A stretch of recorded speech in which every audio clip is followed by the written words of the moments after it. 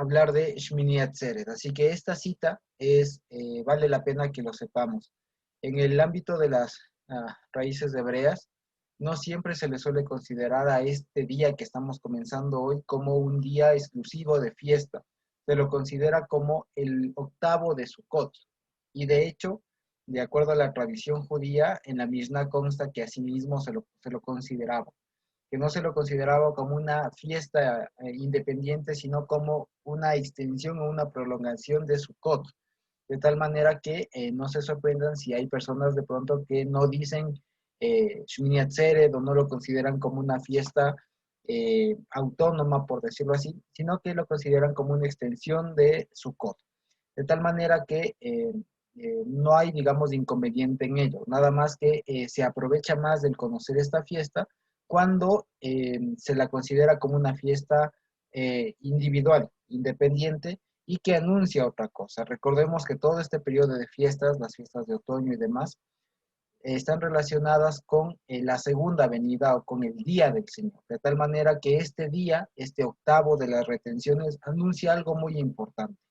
Anuncia precisamente, como lo comentábamos también en el grupo de WhatsApp, que este día es el día en el que la muerte será vencida, o ya habrá sido vencida, y que vendrá el tiempo en el que todo será Shabbat, el tiempo en el que la eternidad mismo venga acá y estemos con el Señor en cuerpos glorificados y ya no haya más memoria del mal. De hecho, el judaísmo tiene una frase que suele acompañar a cualquier nombre de alguna persona o alguna entidad maligna, que después de pronunciarla dicen, no, y su nombre se ha borrado, su nombre se ha borrado. Resulta que en este día estamos recordando, estamos anunciando más bien el día en el que todos esos nombres ya fueron borrados y no hay más recuerdo de lo que algún día fue Satanás, fue cualquier cosa de este mundo, lo que hemos visto, ¿no? En Apocalipsis, la bestia, el falso profeta, todo aquello, pues ya no habrá memoria de todo ello, ni tampoco de todas aquellas personas que se les juntaron. Acordémonos que este día, el que pasó, el séptimo de Sukkot, que se le conocía como el último y gran día de la fiesta, según recoge también el Evangelio según San Juan, el día en el que el Señor Yehoshua se paró en el pórtico de Salomón y dijo, el que tenga sed, venga, ¿no es cierto? Como dice, les venga y beba, y como dice la Escritura, de su interior fluirán o correrán ríos de agua viva, ¿no es cierto? Qué gusto verles, correrán ríos de agua viva, ¿no es cierto? Entonces, a este día tiene una o vital importancia, ¿sí? Porque de pronto ya lo sabemos, pero vale la pena repasarlo. Esta cadena de eventos que hemos venido viviendo son un solo evento, es un solo acontecimiento que se llama el Día del Señor. El Día del Señor comprende desde Yom Teruah, desde el Día de las Trompetas, pasando por Yom Kippurim, el Día de las Reconciliaciones, Sukkot, y termina acá con Shmini Atzeret, de tal manera que todo este tiempo se llama el Día del Señor. Y por eso hemos también estado estudiando el libro de Apocalipsis, y en unos momentos también nuestra hermana Nati nos va a estar compartiendo un capítulo más del libro de Apocalipsis que precisamente tiene que ver con esta cita, y lo vamos a entender mejor. Ahora bien, les decía, tiene toda una crucial importancia porque eh, la fiesta de Yom Teruah, recuerden, nos anuncia que el Señor vendrá con sonido de arcángel, con voz de trompeta, con voz de mando, con trompeta del Señor, con shofar de Dios, y los muertos en Cristo resucitarán incorruptibles, y luego los que hayamos quedado seremos juntamente con ellos transformados. Yom Kippurim precisamente es un eco de aquella última parte en el que seremos transformados, ¿no es cierto?, los cuerpos, y los que hayan muerto en Cristo, en el Mesías, pues hayan sido, resuciten primero, quiero decir. Y luego de esto, lo que se anuncia con Sukkot, aparte de las cosas, digamos, prácticas que nos ha enseñado digamos, la no eternidad de este cuerpo, de este tabernáculo, el habitar en familia, el estar felices con lo que tenemos, etcétera, también tiene un mensaje, un anuncio escatológico, un mensaje final de lo que se conoce comúnmente como el milenio, el famoso milenio, que como sabemos en hebreo se puede decir el Elef Shanim, ¿cierto? Los daños del Aleph o del Elef, que lo curioso es que dependiendo cómo leamos, podemos entender una cosa u otra. Si leemos la misma palabra Elef, o si las mismas letras leemos Elef, ¿no es cierto? Estaremos diciendo 1000, los 1000 años, ¿de acuerdo? Pero si leemos Aleph, Shanim, la Aleph ha sido siempre la letra Aleph, ¿no es cierto? Ha sido siempre una referencia de la Torah. Así que de esta manera podemos decir que estos no son 1000 años estrictamente, sino son los años de la Torah, es decir, los años de los que Yehoshua HaMashiach estará aquí reinando, como dice, con vara de hierro a los gentiles, es decir, a todas aquellas personas que no fueron resucitadas. ¿Sí? Y precisamente eso es lo que anuncia Sukkot. Sukkot anuncia eso, el día en el que el Señor reinará aquí, o la época, el periodo que el Señor reinará aquí, juntamente con o nosotros, juntamente con Él, o Él liderando a nosotros aquí en tierra, reinando a las naciones en cuerpos glorificados, y eso nos anuncia también o nos recuerda y retomamos la historia allá en Génesis 1:1, ¿verdad? En donde el Señor eh, organiza al ser humano, ¿no es cierto?, solo de acuerdo a su imagen, y entonces, bueno, pero por el pecado, pues se pierde hasta la imagen y todo lo demás, pero ahora en Shmini Atzeret y ya con cuerpos glorificados, ahí sí estaremos en cuerpos que tengan su imagen y su semejanza. Entonces estaremos con el resplandor y con el ruach de Elohim. Acuérdense que la semejanza de la que se habla en Génesis es una referencia u otra forma de mencionar el Ruach HaKodesh. De tal manera que cuando estemos en Shmini Atzeret estaremos ya en cuerpos glorificados con él y en Sukkot mismo, ¿verdad? Pero ya en cuerpos glorificados con la imagen y la semejanza del Señor, es lo que quiero decir. No obstante de esto, a este y último y gran día de la fiesta, al séptimo de la fiesta, en la tradición, por toda la cuestión interpretativa y todo lo que hacían los sabios de antes, se le llegó a conocer con algunos nombres. Uno de ellos es la guerra de Gog y Magog. La guerra de Gog y Magog, que eso es muy conocido y que precisamente vamos a seguir viendo, si Dios permite, el día de mañana en el libro de Apocalipsis, ¿verdad? Que tiene que ver precisamente con un evento escatológico, es decir, del final en el cual el pueblo ya reunido y bajo la autoridad del Señor aquí en la tierra, y previamente el diablo ha sido atado por el tiempo de la Torah, ¿no es cierto? Y después es desatado, y aún así se desata y viene a armar guerra contra los santos. Y todos los santos estarán ahí en la Jerusalén junto con el Señor y diremos, Oshana, Oshana, Oshana, sálvanos por favor, y será un clamor muy grande. Por eso se llama también a este día, al séptimo, ya no este que estamos ahorita, sino hasta unas horas atrás se llamaba también en la tradición Oshana Rabá, es decir, el gran sálvanos por favor, porque anuncia precisamente que a razón o en función de la guerra de Gog y Magog, es decir, de la reunión de todas las potestades, no solo de los reinos, es decir, la reunión de Satanás con todo su séquito, con todo lo que se fue expulsado desde antes del Génesis, junto con las naciones y todo lo demás, vendrán a ser el último intento de guerra contra los santos, y nosotros diremos, Oshana, sálvanos, por favor, sálvanos, provee refugio para nosotros, Señor, y el Señor las acabará con la espada de su boca, ya no habrá, como decía al principio, recuerdo más de esas cosas.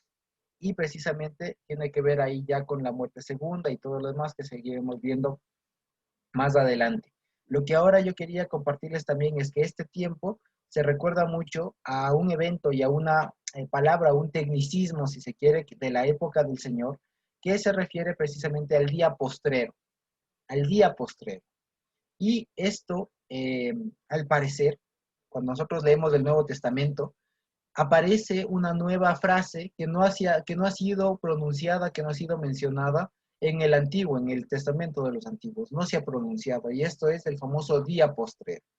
El famoso día postrero, si nosotros nos preguntamos qué es el día postrero, seguramente parecerá que lo sabemos, pero no sabemos de dónde salió, porque cuando vamos hasta Malaquías no aparece ningún día postrero, tal vez se mencionan los postreros días, pero es otra cosa, pero aquí dice en singular, el día postrero. O sea, el día, si se quiere en hebreo, sería el día de después, literalmente, el día de después.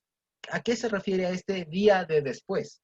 Miren que no es lo mismo, ¿no? Es decir, el día postero que el día de después. Si nosotros leemos en español, lo entendemos en español, decimos el día postrero, da la impresión como que hay un número de días y ese es el último, y como que hasta ahí se acaba.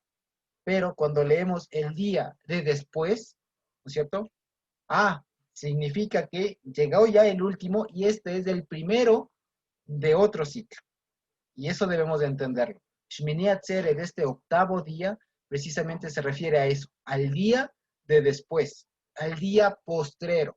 No como el final de un ciclo, sino el primero de uno nuevo, el primero de la eternidad. Acuérdense de pronto de ese gráfico que solía hacer nuestro hermano Eric, que ponía por una parte todo lo que ha sido este mundo, ¿no es cierto? Y aquí estaría Shmini Atzeret, el primero de todo lo que es del otro, de todo lo que es la eternidad. Entonces miren cómo pensando un poquito con mente hebrea, pues ya se puede aprovechar más. Si yo les digo el último día, entonces parecería como que llegó el fin, como que hasta ahí no hay más, ¿no? El último día, pero no, es el día de después. Ah, se ha acabado algo y comienza algo, es el primero de otra cosa. Y precisamente acá en Juan 6 es que el Señor precisamente hace una declaración y quería compartirles precisamente esto. En el capítulo 6, versículo 35, bueno, sí, 35 en adelante del Evangelio según Juan, según Yohanan, ¿no es cierto? Aquí el Señor nos va a decir algo muy importante. Dice, Yehoshua les dijo, yo soy el pan de vida.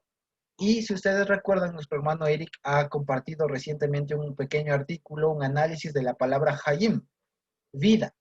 Y lo interesante, y miren cómo aquí se comprueba o se corrobora lo que nuestro hermano Eric compartió, y es que precisamente en hebreo no hace falta decir vida eterna, porque no hay vida si no es eterna. Es decir, si yo tengo, digamos, cuando el Señor habla de vida, ¿no es cierto? Se está refiriendo implícitamente a la vida eterna. Por ejemplo, cuando en Deuteronomio, ¿se acuerdan en la parasha que estudiábamos? Leíamos que decía, y tú escogerás la vida. Claro, la vida eterna. Digamos aquí, se sobreentiende que es la vida eterna. No es simplemente aquello que nos permanezca estar viviendo en estos cuerpos corruptibles, ¿no? Como la labor muy noble que hace un médico, ¿no? Si llega alguien que está ahí agonizando, ¿no es cierto? Dirán, escogerás la vida. Bueno, trato de salvarle para que viva en la mejor condición posible. Sí, pero no necesariamente es. Lo que nos está diciendo es que nosotros escogeremos al quien es la vida, es decir, a Él mismo, porque Él es la vida, ¿sí? Y aquí es lo que también nos está diciendo. Él es, Yehoshua, Él es el pan de vida, es decir, la comida, el alimento que da la vida eterna, se sobreentiende. El que a mí viene, ¿no es cierto? O el que a mí está veniendo, o el que a mí ha venido, ¿no es cierto? Nunca tendrá hambre, y el que exhibe fidelidad por mí, no tendrá sed jamás. Más les he dicho que aunque me han visto, no exhiben fidelidad por mí. Todo lo que el Padre me da, viene a mí, y al que a mí viene, no le echo fuera. ¿Sí? Dice, porque he descendido del cielo, y sabemos que el cielo es una forma de referirse a la plenitud de Dios, ¿no? Es decir, Él se ha disminuido en este momento y ha venido acá desde el cielo, ¿ya? No pensemos en como a veces nos imaginamos, ¿no? Un lugar, un espacio, el cielo, sino desde la plenitud de la deidad. Eso también debemos de entender por cielo, no es únicamente el lugar donde vive Dios, entre comillas, como a veces solemos pensar o como de pronto desde la Edad Media para que el catolicismo entendió el cielo como contraposición o antónimo del infierno. No, sino el cielo. Pues una referencia también a Dios en su plenitud. Él descendió del cielo, como dice en otro lado, ¿no? Despojándose de todo aquello, de toda su plenitud, ¿no es cierto? Se despojó, descendido del cielo, no para hacer mi voluntad, sino la voluntad del que me envió. Y aquí es interesante porque esta palabra voluntad en griego, ¿no es cierto? No nos dice más allá que un deseo, que lo que entenderíamos por voluntad en español. Esto es, si yo les digo, por ejemplo, ¿cuál es tu voluntad? Es decir, como que cuál es tu deseo, cuál es tu anhelo, cuál es tu propósito de hacer algo, como que yo deseo hacer o no hacer alguna cosa, por ejemplo, en un testamento, ¿no? ¿Cuál es su voluntad? Ah, bueno, la última voluntad de fulanito fue tal cosa, fue que sus cenizas sean arrojadas en el Océano Pacífico, como que es su deseo, alguna como calidad de un querer algo, ¿no? Pero aquí en hebreo, digamos, la palabra que subyace o las palabras que pueden subyacer a esta palabra en griego, voluntad, son dos y es importante, cualquiera de las dos. La primera, la primera es la palabra jefetz. La primera es la palabra jefetz. La primera es la palabra jefetz, que precisamente es aquella palabra que le suelen traducir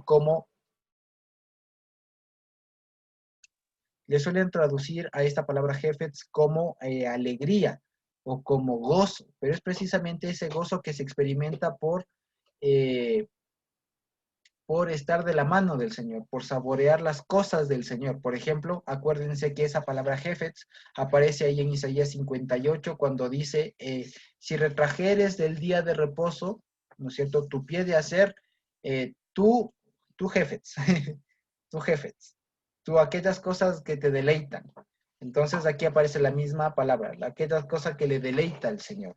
El jefetz, aquello que se deleita en el Señor, ¿no es cierto? Digamos, esto es lo deleitoso de Abba, ¿no es cierto? Que todo el que Él me diere, no pierda yo nada, sino lo resucite en el día postrero. Ah, es decir, ¿qué es lo que le causa mucha alegría, mucha complacencia al Señor? Que ninguno de los que Él escogió se pierda. Eso es muy bonito. Más que la voluntad, como que este es el anhelo o este es el objetivo del Señor, es que ninguno se pierda, se puede entender y sí está claro, ¿no es cierto? Pero también es interesante cuando lo vemos como jefe. Esta es la complacencia. ¿En qué se complace el Señor? En que todos los que Él escogió, ninguno se ha perdido. Y eso es importantísimo porque nos recuerda que Él ha escogido, Él nos ha escogido y que cuando Él escoge, ninguno de los que Él escoge retrocede. Eso es lo que también dice el escritor de Hebreos, ¿no? Que nosotros no somos de los que retrocedemos, y no porque seamos nosotros, sino porque Él nos ha escogido, ¿sí? Dice, esta es el jefe de mi Padre, de Abba, ¿no es cierto? Esta es la complacencia, podemos decir. Pero también esta palabra voluntad se puede traducir por razón, o puede estar subyaciendo la palabra razón, que se acuerdan que la estudiamos en la última parasha, que razón es lo que usualmente traducen para hacer voluntad, y que habíamos visto que especialmente o específicamente se refiere a esta voluntad de reconciliación. Y es interesante también si lo vemos por ahí, porque acuérdense que estaremos plenamente reconciliados con el Señor en virtud de que nuestros cuerpos corruptibles sean vestidos de incorrupción. De tal manera que la voluntad de reconciliación del Padre, ¿no es cierto?, es que nada se pierda, sino que sea levantado en el día postrero. Y acuérdense una vez más que en hebreo no hay un verbo para resurrección, ¿no es cierto?, sino levantarse, levantarse, ¿sí? Es levantarse, ¿ok?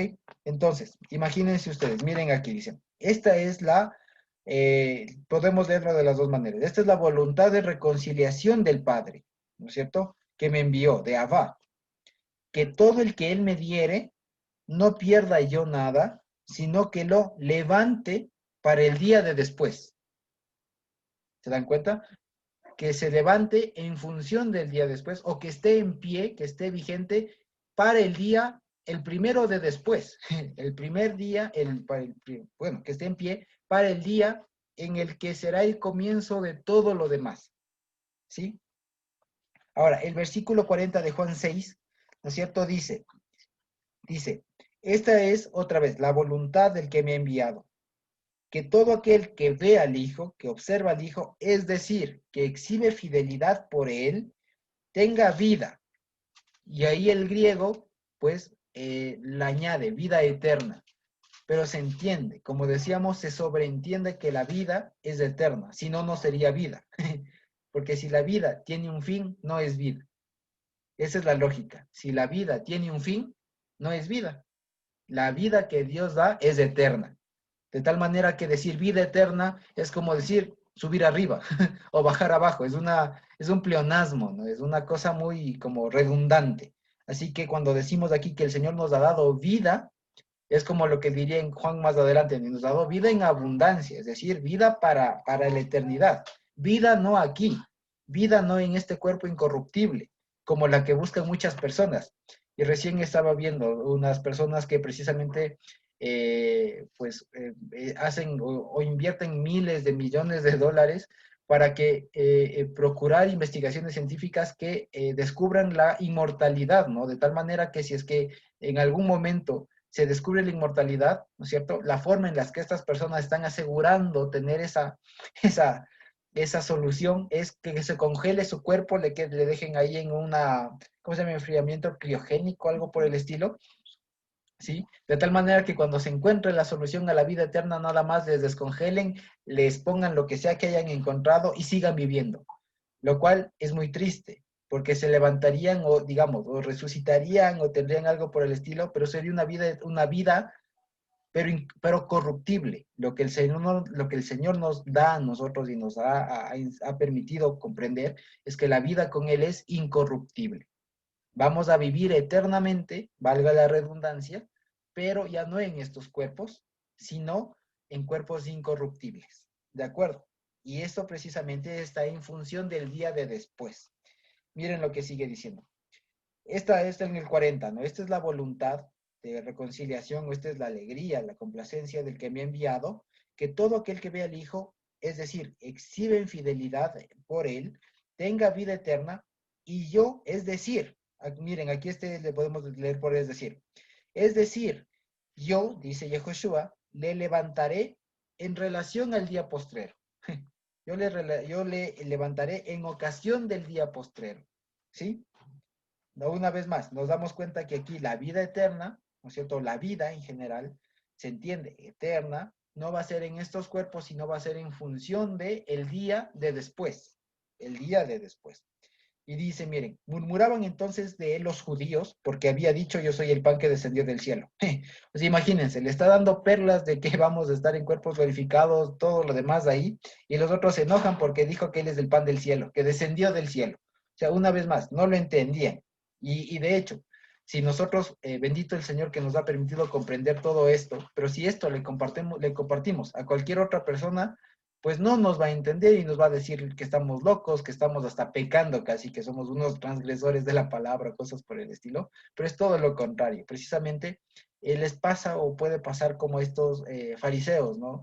Que no entendieron el núcleo, la esencia de lo que el Señor estaba hablando, es decir, que ninguno de los que el Señor primero, Él ha escogido, se van a perder y que van a estar de pie o vamos a estar de pie en ocasión del día de después, pero los otros no escucharon nada de eso y simplemente se quedaron pensando en la primera frase, lo que dijo primerito, yo soy el pan de vida, y parecería que lo demás no escucharon. Imagínense eso.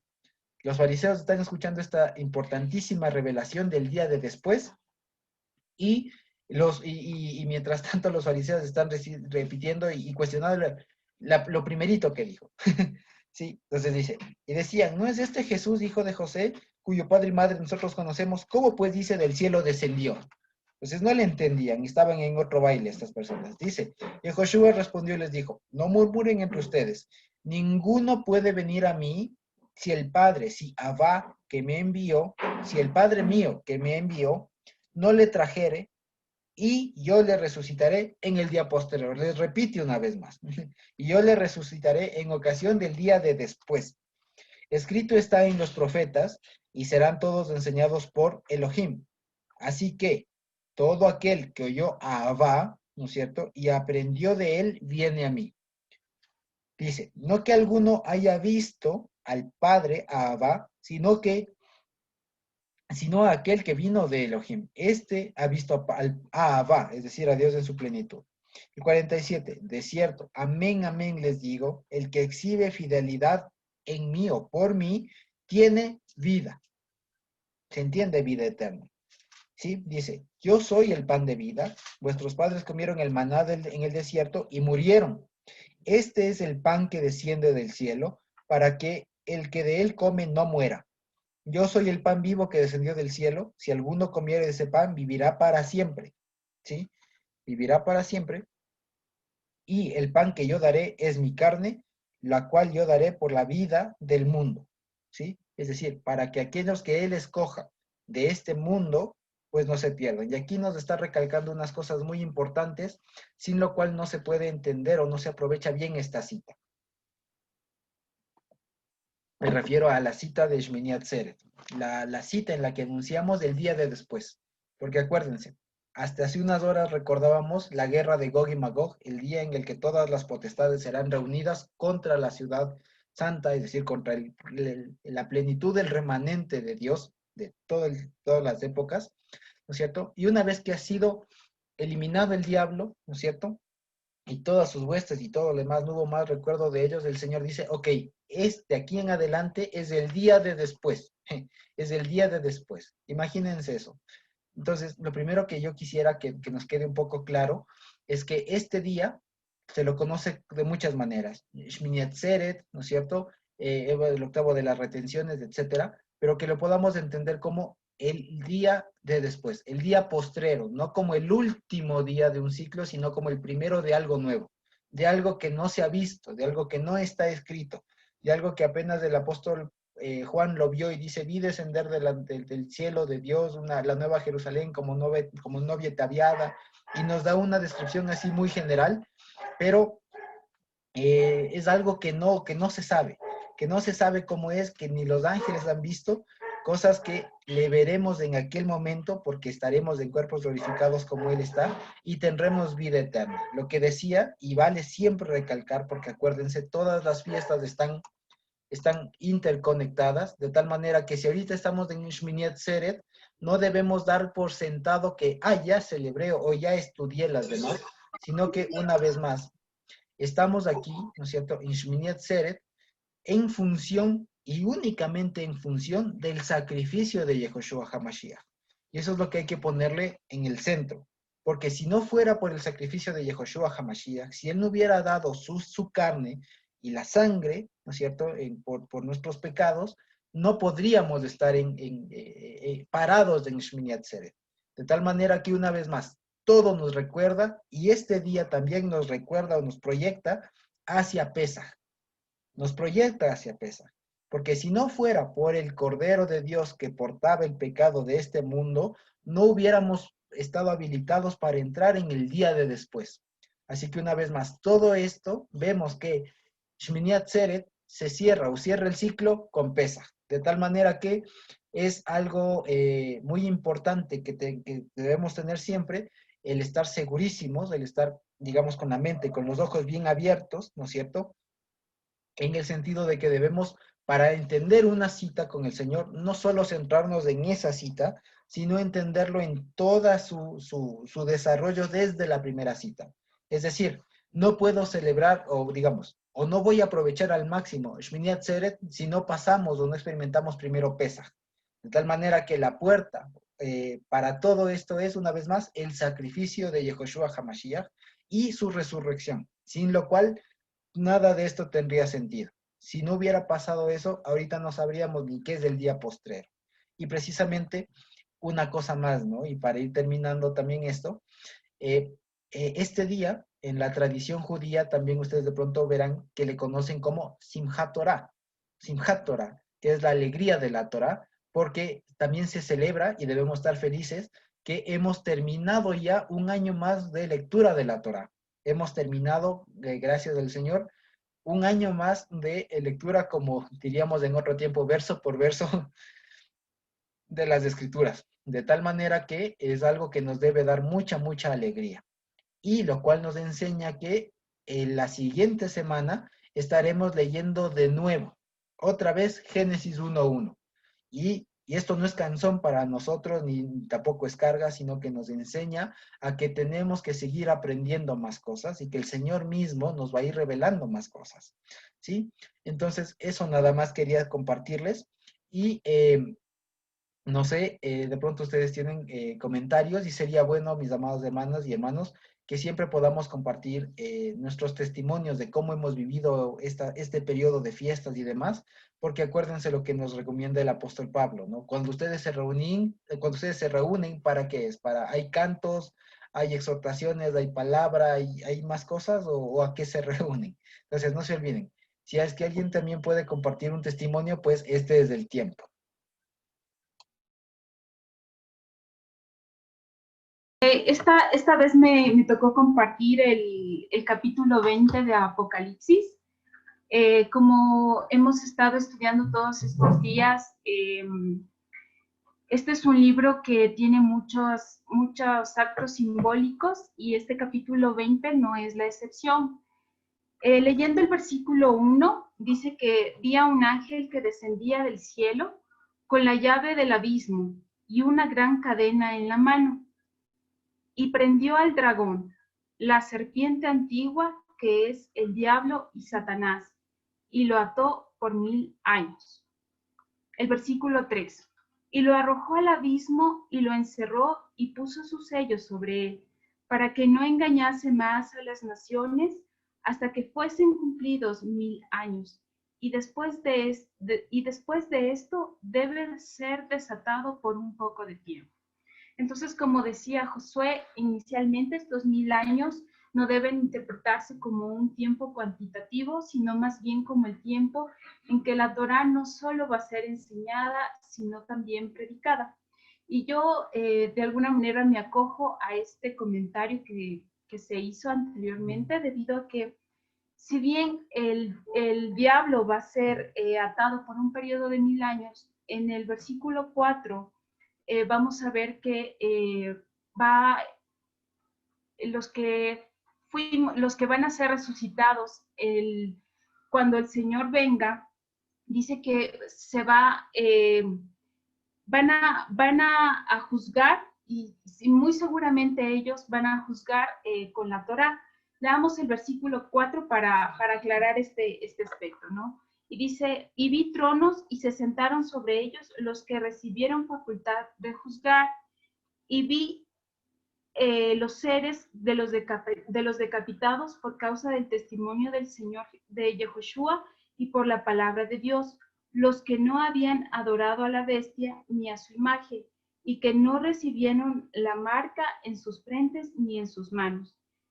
Y vivieron y reinaron con Yehoshua 1000 años. Entonces, si bien este tiempo, que no es cuantitativo, en donde el diablo iba a ser atado por 1000 años, dice que aquellos que serán resucitados van a reinar juntamente con Yehoshua.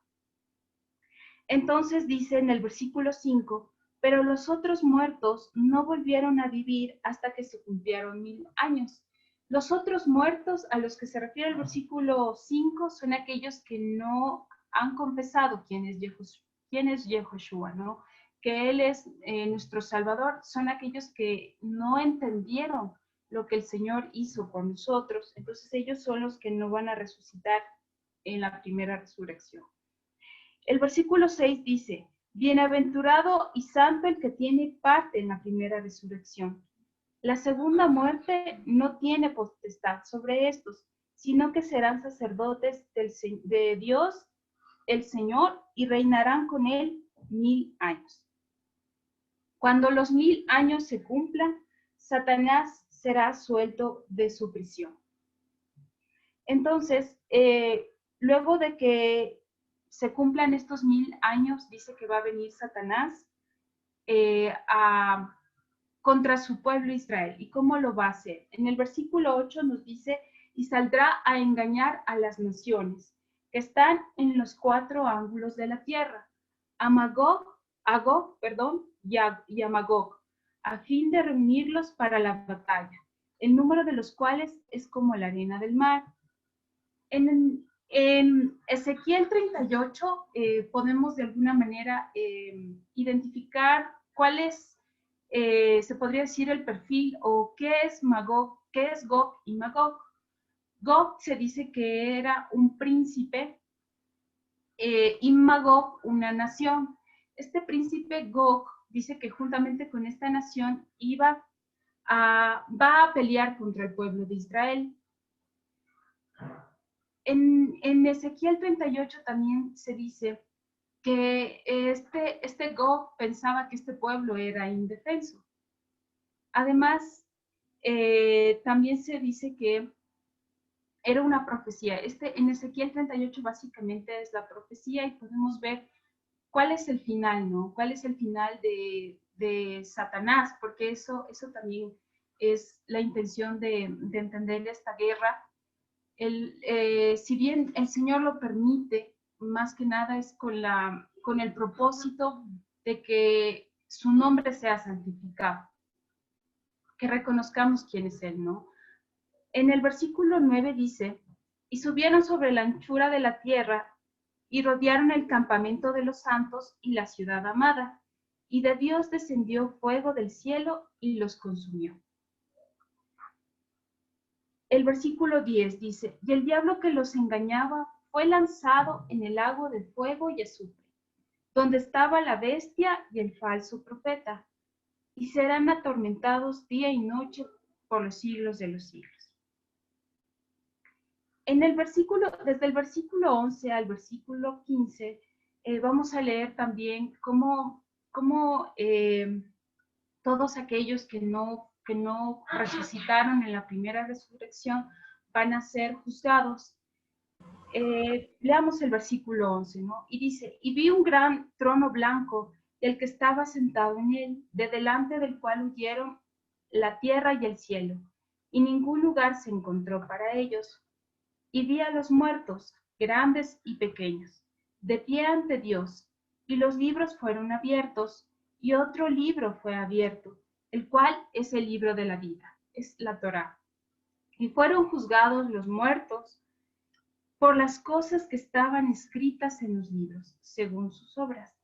Y el mar entregó los muertos que habían en él, y la muerte, que es aquí es la muerte y el Hades, pero se traduce la muerte, entregaron los muertos que habían en ellos y fueron juzgados cada uno según sus obras.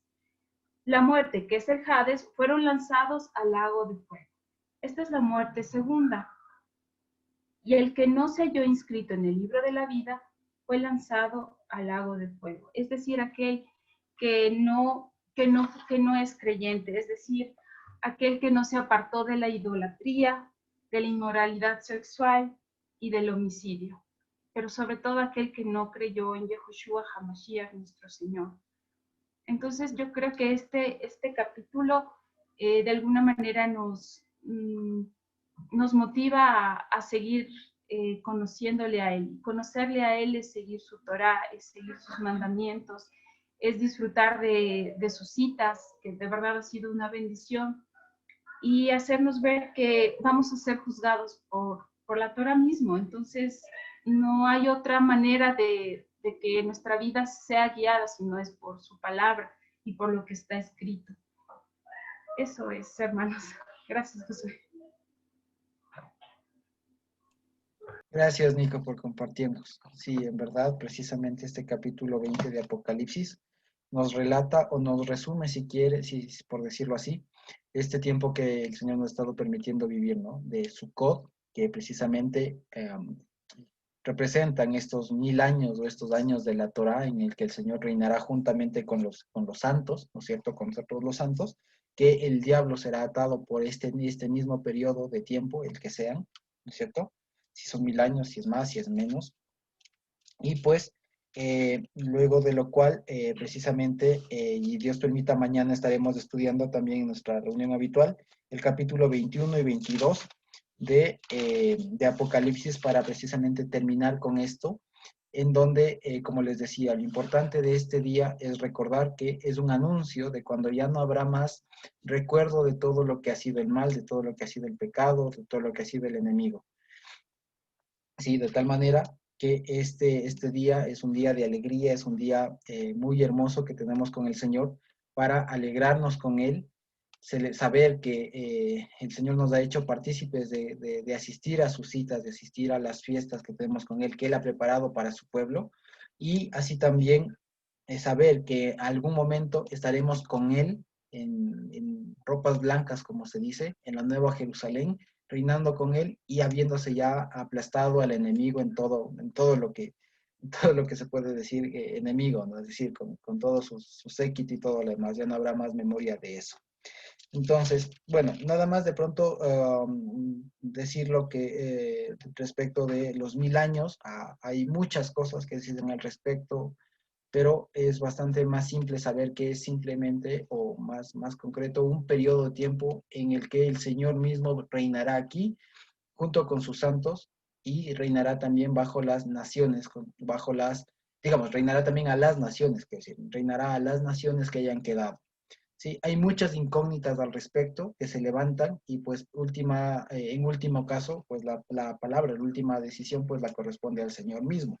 Lo que de pronto nos corresponde a nosotros es, como les decía, a partir de todo lo que hemos visto hasta ahora y lo que Dios permita ver para mañana también, seguir construyendo más para que, si Dios permite, el próximo año, y si Él no viene antes, podamos estudiar un poco más todo este tema de Apocalipsis, que como ustedes han visto es un tema muy, muy interesante y que se ha hecho bastante más sencillo una vez que hemos podido comprender algunas simbologías, ¿sí? Entonces, yo creo que de esta manera podemos ir terminando. No sé si de pronto ustedes tienen algún testimonio, algún comentario que poder compartir.